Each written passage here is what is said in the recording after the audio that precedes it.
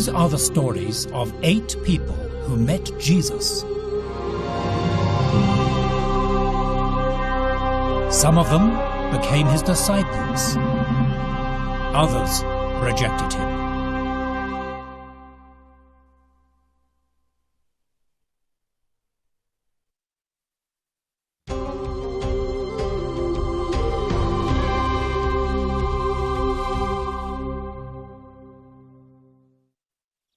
In the Gospel of Luke, chapter 19, we read about a man named Zacchaeus.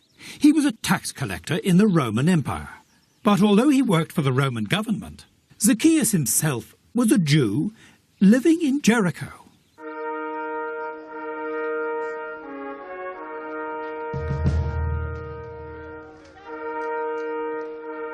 The Romans occupied the province of Judea by military force, and Zacchaeus was a collaborator. His name, Zacchaeus, meant clean or innocent, but his life was the very opposite of that. The Roman system of collecting taxes and customs duty was filled with corruption and abuse. The privilege of collecting tolls was auctioned to the highest bidder. This chief collector could then increase the rate, pay the Romans, and make a profit.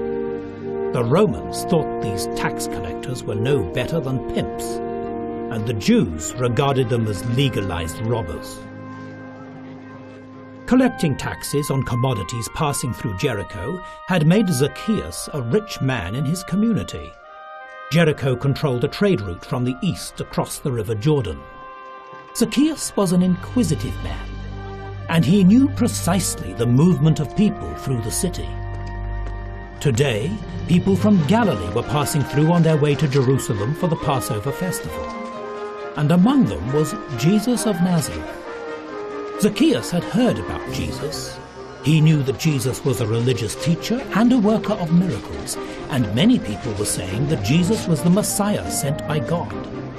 Zacchaeus had no official business with him, but he wanted to see him to satisfy his curiosity. And when Zacchaeus wanted anything, he would do whatever was needed to make it happen.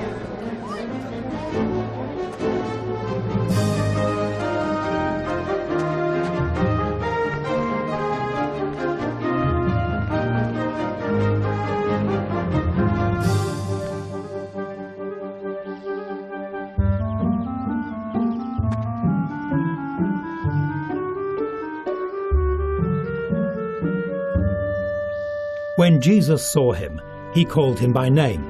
"Zacchaeus, quickly, come down. I want to come to your house."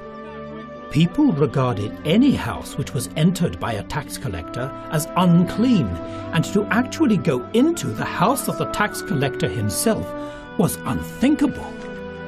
The people of Jericho just couldn't believe it. Jesus and his disciples were with Zacchaeus. But whatever Zacchaeus may have been, his response to Jesus was extraordinary. "Look, Lord, I'm going to give half of everything I have to the poor, and if I have taken anything from anyone by cheating, I'll pay it back 4 times. Jesus was delighted. Today, salvation has come to this house, for he too is a son of Abraham. For the Son of Man has come to seek and save those who are lost." Zacchaeus was accepted by Jesus and the disciples.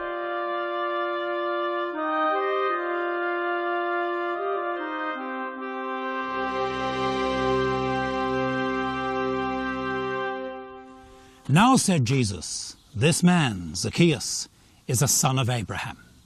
Well, of course he was a son of Abraham by race. He was Jewish, he had a Jewish name. What Jesus meant was that Zacchaeus had become, like Abraham, a man of faith. Whatever he may have been or done, he now put all his hope and trust in the Lord, and God counted it as righteousness. Jesus of Nazareth and Zacchaeus of Jericho. Now, who would have ever thought of putting those two together? But then, as Jesus said, the Son of Man, the Christ, has come to seek and save those who are lost.